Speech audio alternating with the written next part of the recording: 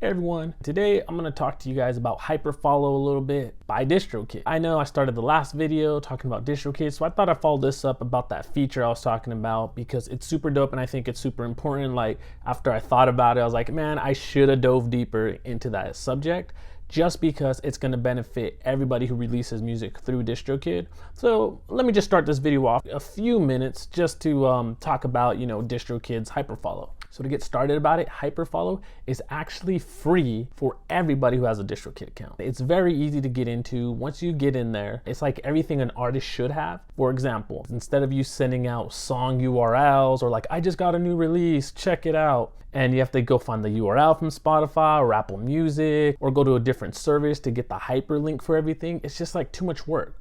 Why not just have it bundled with your DistroKid already, right?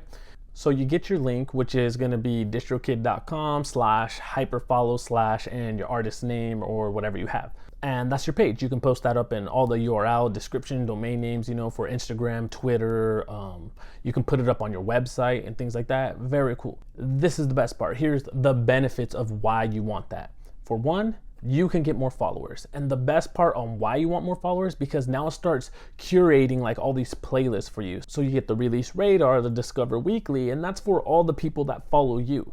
And then of course you can get a better chance of getting noticed by like the Spotify editors or like the robot editors, the ones who curate their Spotify playlist, that editorial playlist. And that's the ultimate goal, right? They have like millions of listeners on those, and that's what you want to get to gain even more fans and spread your music out even further. From there, you get the email address for everybody who actually follows you with the Hyperfollow link, which is super dope because let's say you want to get more personal with your fans, you want to start emailing them. Like if you buy this album, you get a free shirt or something. Like you can literally start engaging with your fans versus trying to contact people through Twitter or Instagram. It's more personal, through an email address.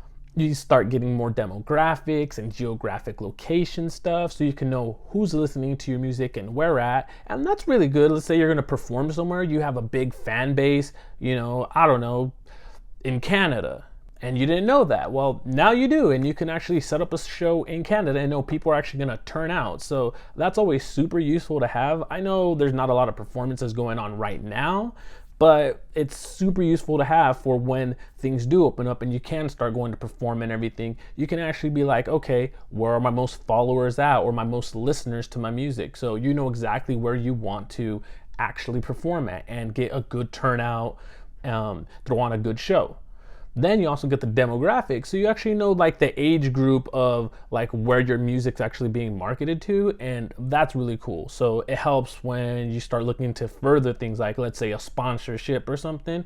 You can be like, this is the age group that I can actually direct my content to, so this will work for me, so I know I can work for your product. So you have something of value now to offer. It's not like, hey, I'm a teenager, I make music for teenagers. Well, you don't really know that. Let's say your big audience is between 24 and 30.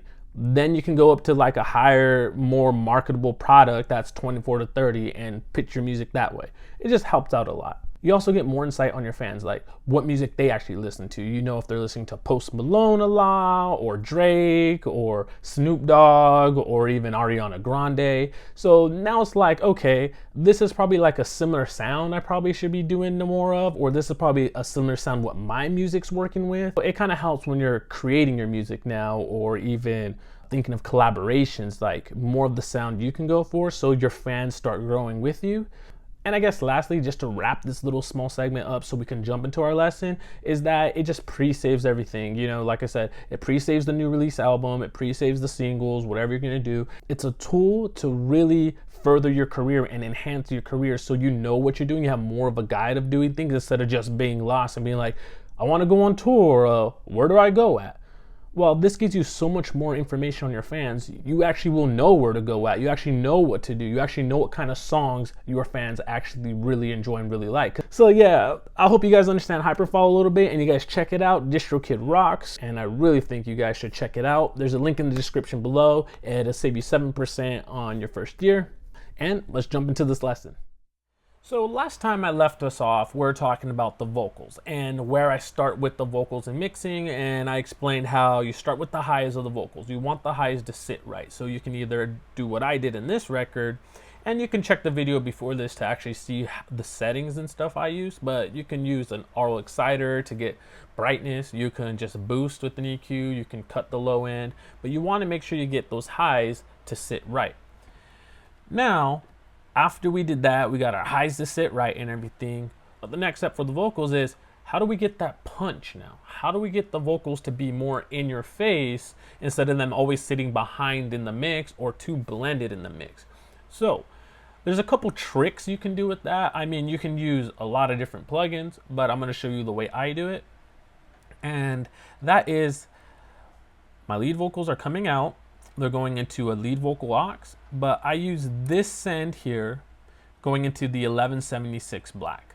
Sometimes, well, actually often, I like to switch to the bluey because the bluey is my favorite sounding compressor, but I use the black on this one. And that's how you're gonna get your vocals to be in your face, up front, and just punching through the mix. So you wanna use a send into a compressor and do some parallel compression. That is the easiest way. You can also get other compressors, like for example, my friends over at Baby Audio, they sent me this one, which is the parallel aggressor, or even the iHeart New York compression, which is parallel compression, just in a plugin. So you can slam it right on the insert versus doing a send and all that. And it looks like this. You'll just raise the parallel signal up, so it's adding the amount, how much of parallel compression you want. Pretty much you can think of it more like a mix knob. Then you got the spank, which is pushing more into the plugin, and then you got the output. I have a whole tutorial on this plugin if you want to use it, but that's what it is. It's the New York style parallel compressor, and it sounds incredible. I highly recommend this plugin. You can do it like this on an insert, or you can do it the way I did it on this record. I didn't have the parallel compressor at that time, or else I probably would have used it, but you can use a send into like an 1176, which I did here. And then these are the settings I did. I crushed it. You want to crush the compressor, so I do all buttons in, and then you add the input to get a good amount, set the output. I always turn analog off, and I just did a slow attack and a fast release because I already handled all my consonants also. And then I added a little bit of reverb on this parallel signal. So this is it, and I'm gonna pull it off first so you can hear without it, and then we'll add it back in. So let's just highlight the first verse, and let's hear it without parallel compression. Man, I wish I had a couple of more bands, 'cause I'm caught up. And right away you can hear it's just behind the mix, just way behind the mix. Let's add that back in. Man, I wish I had a couple of more bands. Yes, I know, it does just make it louder. I know someone's gonna comment that, say, didn't it just make it louder? It does, but it's parallel compressing the vocals. So basically you're getting two signals. You're getting basically like a copy of the signal, and you're crushing it. So all the transients and everything are just kind of like a brick wall. So it's adding a sound to it also and pushing everything forward. So it's just evening everything without adding too much compression. And that's why when you go back, or if I go back and show you my SSL channel, I have a little bit of compression, 3.3, and you can even see here the gain reduction. Man, I wish I had a couple of more bands. It's not even doing anything. Oops, I'm looking at the wrong one. Here it is. So it's barely lighting up. So let's see if it's the same thing. 3.3 compression, so it's the same thing. Man, I wish I had a couple of more bands. And that light's barely flickering because my parallel compressor is keeping all the vocals even overall. It's just grabbing all that signal and just kind of like, you can say pasting it over. So then there's just small transients coming through, and it's just kind of staying even. That's what it's doing. It's just another way of compressing without compressing the original audio a lot. You just make your copy, compress it, you compress the copy, and then it evens out. So that's what you want to do with the parallel compression. So parallel compression, I brought in this article, and basically it's so you can combine a compressed and an uncompressed signal so everything sounds more level to a listener. This gives this listener a more level sound. So that's pretty much what you're doing. So like I said, you get the send, You push it out into here, so it's making the copy, and like you see, I'm set at -8, and then you use that to blend the two, the super compressed and then the not so compressed or uncompressed signal. Man, I wish I had a couple of more bands, 'cause I'm caught up in the way you do your dance. I was leaving. And that's what's really keeping my vocals to sit in your face, for one, because it's bringing everything loud, but also sounding a lot more even. That's it really. Is you want to use parallel compression. Like I said, you can use just a quick plugin and not worry about all the send stuff, because it does get confusing.